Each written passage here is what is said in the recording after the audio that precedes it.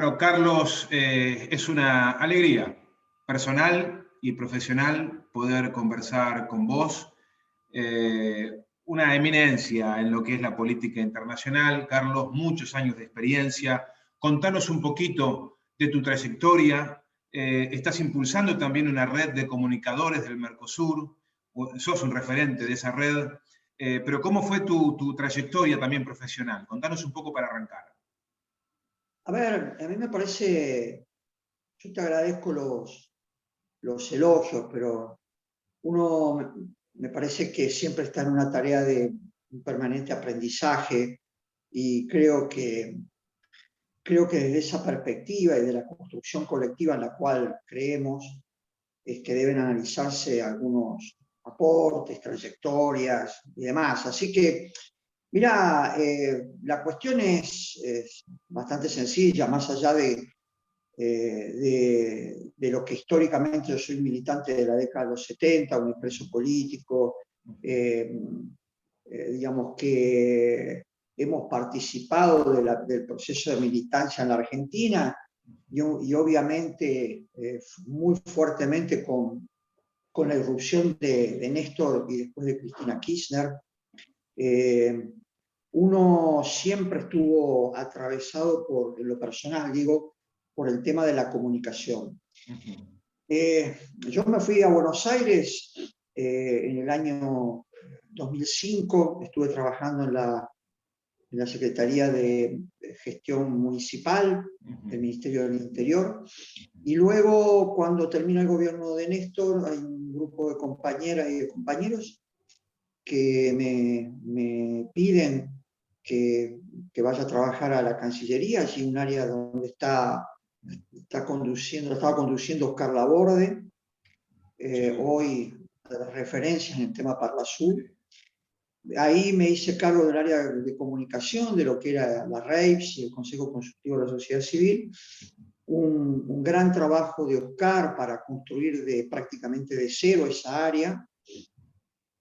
Y luego, mientras estaba al tanto de trabajando en eso, apareció la posibilidad de tomar la coordinación nacional de la reunión, se llama así, Reunión Especializada de Comunicación Social del Mercosur, que obviamente generaba de los otros países. Hay que entender que se estaba viviendo otro contexto en América Latina y en América del Sur.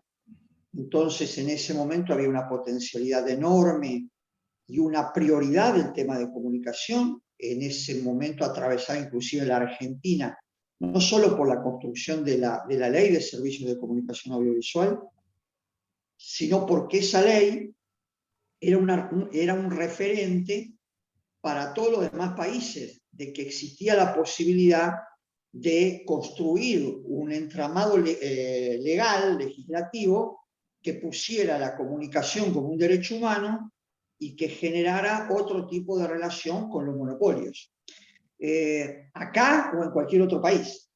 Entonces, nosotros éramos un poco los referentes de toda esa situación. Y hay que entender también que en aquel momento estaba Chávez, estaba Correa, Evo, Lula. Néstor y Cristina, obviamente Pepe Mujica, o sea, más allá, Rafael Correa, más allá de las idas y vueltas, inclusive el mismo Fernando Lugo. Es decir, había un contexto suramericano muy fuerte y mercosuriano muy fuerte, porque se estaba discutiendo la posibilidad, se llegó en un momento a discutir la posibilidad del ingreso concreto de Bolivia, como ahora se ha retomado la iniciativa en este aspecto, y estaba también en debate la forma y la manera de que podía participar Ecuador de una manera mucho más activa. Entonces, evidentemente había un contexto allí, y en ese contexto nosotros decidimos trabajar mucho en zonas de frontera, desde la reunión especializada de comunicación social del Mercosur, porque nos parecían dos cosas. Lo primero, que no se podían manejar las cosas desde Buenos Aires cuando se hablaba de comunicación y de construcción política en comunicación.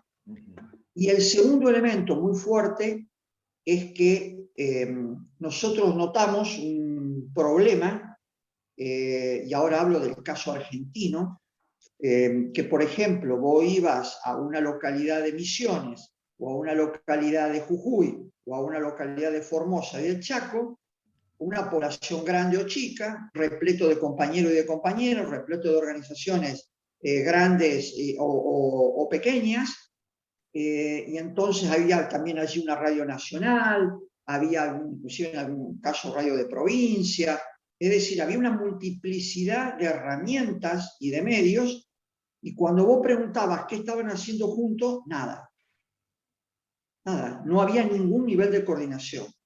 Y esto yo creo que fue el detonante y el disparador para decir, bueno, evidentemente el Estado Nacional tiene que tomar este desafío, tiene que reconocer que esto existe, y nos pusimos a trabajar.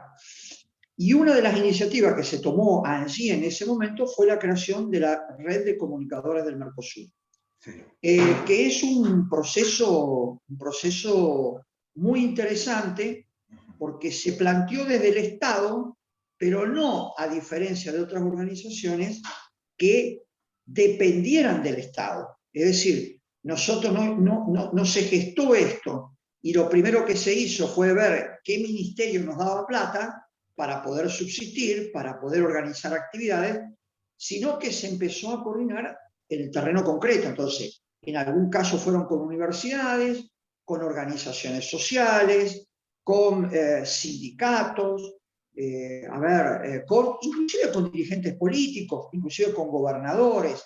Digo, para no hacerlo más extenso, no voy poniendo nombre y apellido, cosa, pero en ese nivel.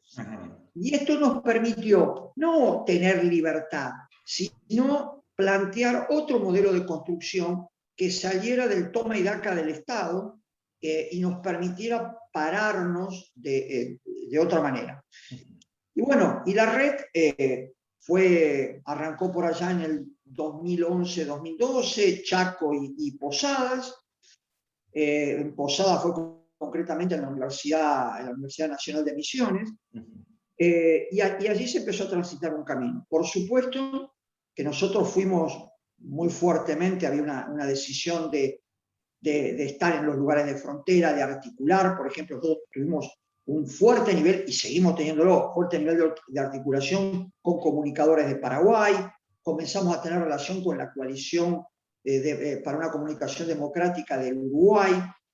Obviamente que a través de las organizaciones de la Cumbre Social del Mercosur conocimos y tuvimos contacto con los comunicadores populares venezolanos, que en ese momento tenían un rol muy fuerte y jugaron un rol muy fuerte cuando se intentó destituir a Chávez. Es decir, fuimos generando un entramado que tuvo un interesantísimo nivel de crecimiento hasta que llegó lo de Macri. Pero allí, como nosotros habíamos diseñado toda una estrategia de construcción de abajo para arriba y no de arriba para abajo, nosotros no solamente que subsistimos, sino que pudimos colaborar con la resistencia a las políticas neoliberales y al macrismo. Porque nosotros, como red, de los cuales yo soy uno de los coordinadores, nosotros no nos imaginamos como una red de comunicación. Nos definimos como una organización política cuya herramienta es la comunicación. Nosotros estamos para ayudar a transformar la realidad, no para hacer buena comunicación, para hacer cosas pulcras, perfectas, que bajen línea, que tengan un contenido. No. Todo eso, digamos, los aportes técnicos, los aportes conceptuales, lo metodológico, tiene que estar en función de un proyecto político. No puede estar la comunicación andando por un lado y la política yendo andando por el otro. ¿Por qué? Porque la comunicación es constitutiva del poder. Y Carlos, esto... Sí. No, me surge una duda. ¿Quién nos gana en 2015 cuando Macri convence al 51% de los votantes? ¿Quién es el que nos gana? ¿Los medios de comunicación o los poderes económicos? Mira, a mí yo tengo un criterio muy personal, no lo asumo esto como red. Yo tengo la costumbre de primero mirarnos a nosotros, siempre, y ver cuáles son los errores que nosotros cometimos. Yo creo que hubo un proceso de construcción política, en donde la comunicación está incluida, pero un proceso de construcción política y una metodología de construcción que, más allá de las buenas intenciones y de muchos logros concretos, evidentemente en la construcción las cosas no se hicieron como correspondía y no había un nivel de participación adecuado, ni había los sectores populares tenían, no había un proceso, no hubo nunca un proceso de formación, para poner un ejemplo, no hubo nunca un proceso de formación en serio de militantes y cuadros. Ahora, si vos el error lo cometés un año, macanudo, lo cometés 2 años, macanudo. Ahora, si vos durante más de 10 años cometés el mismo error, eso te va a producir a vos algún problema en algún lado. Y la verdad es que nosotros carecemos, por ejemplo, en comunicación, más allá de que hay gente valiosa, de que hay buena experiencia, carecemos de cuadros en comunicación formados y de militantes formados. Un ejemplo concreto es, y yendo a tu pregunta específicamente, es que hay un montón de gente en este país que recibió una licencia fruto de la Ley del Servicio de Comunicación Audiovisual. Pero su modelo de comunicación es repetir lo que dicen los grandes medios de Buenos Aires. Entonces, no se puede gestar una política de comunicación con una perspectiva latinoamericana, con una perspectiva nacional y popular, y no producir en paralelo un proceso de formación de los propios comunicadores. Entonces, no era solamente que está Clarín, La Nación, los multimedios, todo lo que vos quieras, sino que hay un conjunto de gente que repite y repica un modelo de comunicación que es un modelo de comunicación de arriba para abajo. Se baja línea, se le dice a la gente lo que está bien y está mal. O sea, no hay participación de la comunidad en serio en el proceso de comunicación, en el proceso político. Esto es muy claro en la Argentina. Y entonces pues pasan deformaciones, que creemos que la relación con el Estado es solamente pedirle plata. Y nosotros, desde el campo nacional y popular, no tenemos una agenda de contenidos, no tenemos discutido estrategias de conjunto, no tenemos niveles de coordinación, y vuelvo a lo del principio, no tenemos definido cómo vamos a trabajar cada una de las problemáticas que se plantean en una localidad, en un barrio, en una provincia. Entonces, a tu pregunta, Sergio, yo digo, primero nosotros tenemos que corregir muchas cosas para poder enfrentar medianamente con éxito a todo el sistema de medios, pero a todo el sistema capitalista neoliberal salvaje. O sea, si nosotros no empezamos a modificar comportamientos, pautas y criterios, vamos a fracasar siempre. Ahora, esto es, a mi entender, un grave problema que tenemos. Claro, pero lo que noto, Carlos, es que también lo replica, por ejemplo, los medios que están en sintonía con el Grupo Clarín, con La Nación, con Infobae. Cuando surgen noticias, y sobre todo cuando son determinadas noticias, uno puede googlear algún tema en específico y aparecen en hilera infinidad de medios satélites a lo largo y ancho de todo el país que están replicando la información de La Nación, de Clarín. O sea que no es un método para... Pero ¿por qué pasa eso? ¿Por qué pasa eso? Eso pasa porque ellos no solamente tienen plata y tienen fierros, tienen un plan y tienen una estrategia. Entonces, ellos saben que y te voy a poner un ejemplo que yo hice un seguimiento para que se entienda. El problema de los productores agropecuarios, las hojas, la retención.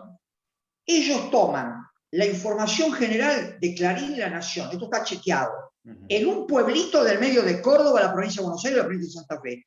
Y después tienen páginas web, o diarios, o radios, que toman la noticia que se genera localmente y la suben. Y arriba definen las cosas importantes y vuelven a bajar. Ahora, ¿nosotros no podemos hacer eso? ¿Por qué no lo podemos hacer?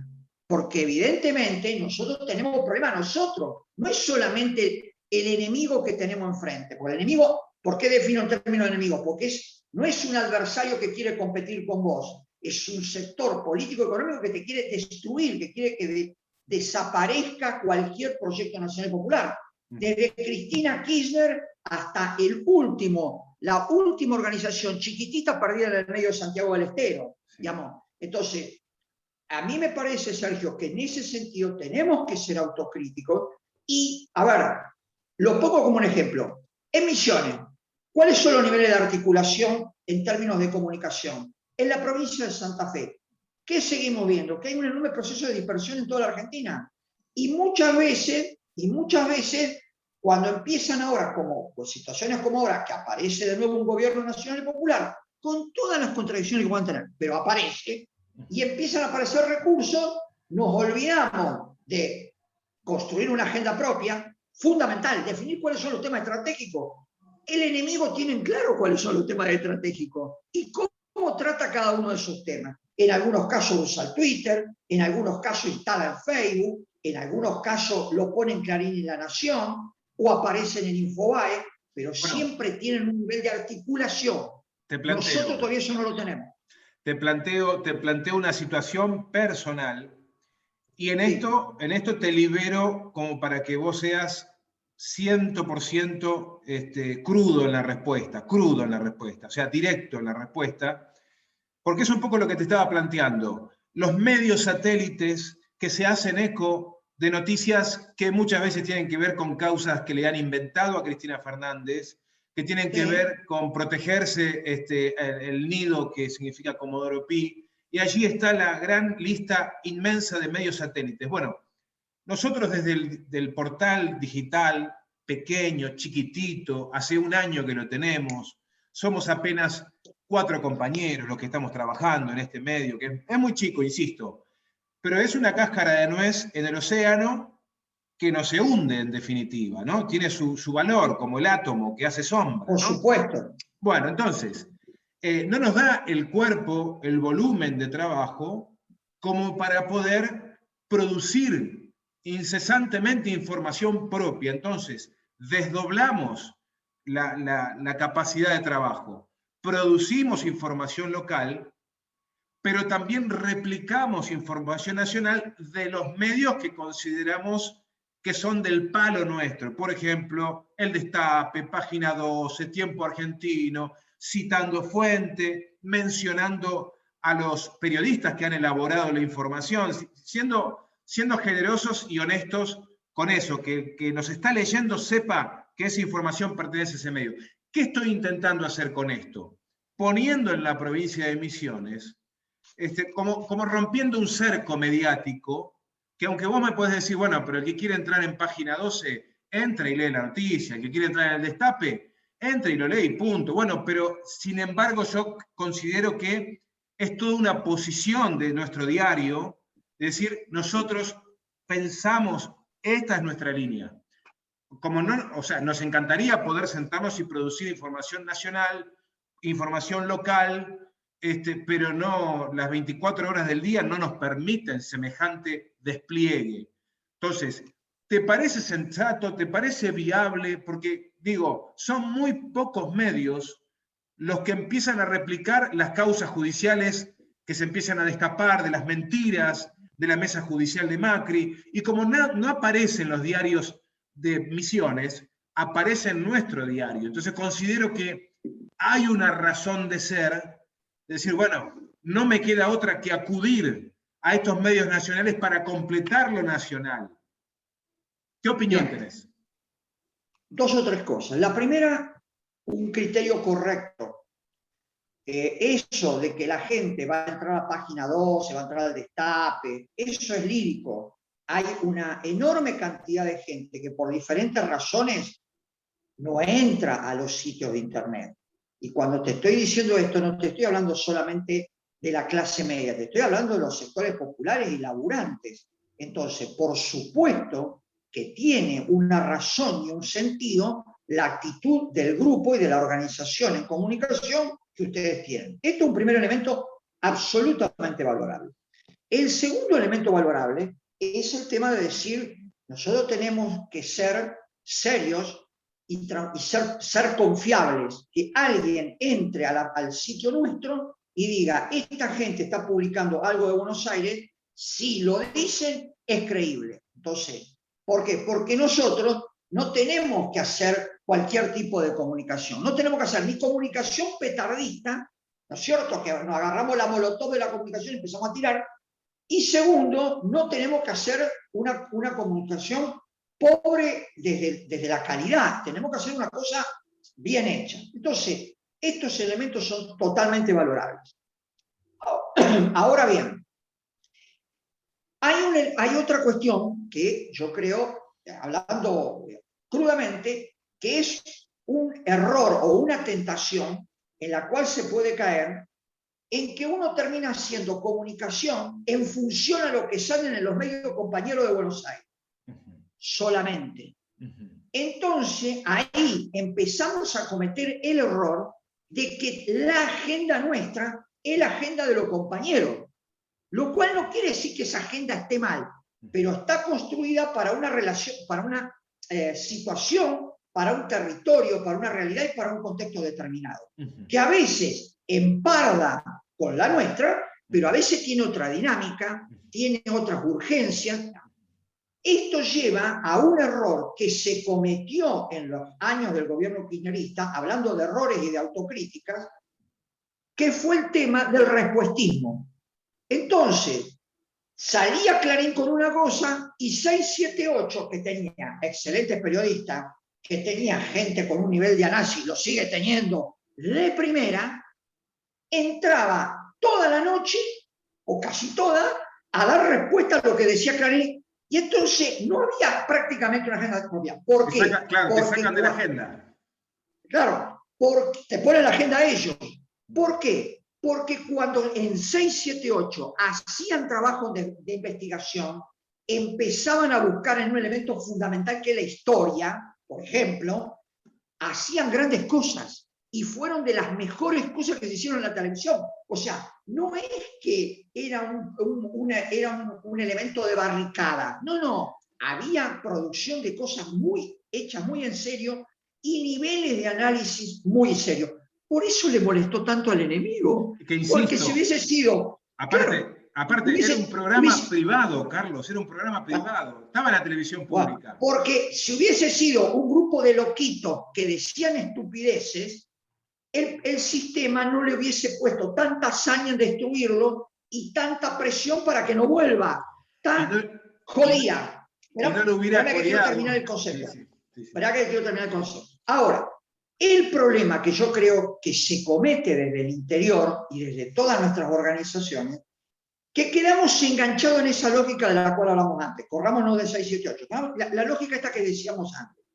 Entonces, el tema es cuál es, vamos a suponer que ustedes están en la provincia de Misiones o están en la provincia de Santiago del Estero. ¿Cuál es la agenda del Movimiento Nacional y Popular de Misiones, de Santiago del Estero, de Salta, hoy? ¿Cuáles son los temas prioritarios? ¿Cuáles son los temas urgentes? ¿Cuáles son los temas importantes? ¿Y cuáles son los temas estratégicos? Porque, por ejemplo, puede haber un caso que un tema, el tema de los tariferos, sea una cuestión, hay una huelga, entonces sea un tema prioritario en un determinado momento, pero todos sabemos que detrás de eso hay un tema estratégico. ¿Cuál es la propiedad de la tierra? ¿Cuál es el modelo de producción? Entonces empiezan a aparecer los temas sindicales, las reivindicaciones históricas, las historias de lucha, los niveles de organización. Entonces ahí hay que ver cómo estamos vertebrando desde la comunicación con las organizaciones y con el movimiento popular. Y me parece que ahí es donde tenemos las mayores dificultades. ¿Por qué? Porque mucha gente sigue mirando a Buenos Aires para ver qué le dice Buenos Aires que tiene que hacer en su propio territorio. Uno. Dos, hay muchos problemas de protagonismo personal. O sea, yo hago una cosa, para mí yo tengo que estar en la foto. Viene el dirigente tal y yo tengo que estar al lado y tengo que aparecer porque parece que si no, no tengo peso político. Entonces, nosotros arrancamos por un montón de cosas que lo único que hacen es deteriorar, impedir y hacer que no se consolide la organización y el articulado entre las organizaciones. Carlos. Una cosa perdón, y termino con esto, para no ser lírico, yo no creo que esto es que vos te pones en una mesa, te pones a discutir 5 o 10, todo el mundo se pone de acuerdo. No, los procesos no son así. Los procesos que arrancás con 4 o 5, que vas haciendo tu práctica, que vas evaluando, que se irá uno, pero vendrán 3, pero vos vas creciendo y vas trabajando en red. A mí me parece que por allí anda la cosa, en cualquier provincia, e incluida la misma provincia de Buenos Aires, incluida la misma provincia de Buenos Aires, que, bueno, tiene un gobierno que tiene otro perfil claramente, o sea, la línea Kicillof, Bianco, digamos, el ministro de Salud, la parte de mujer, hay una serie de cosas ahí que son muy interesantes, se está trabajando muy bien, digo, ¿no? Pero hablando en general,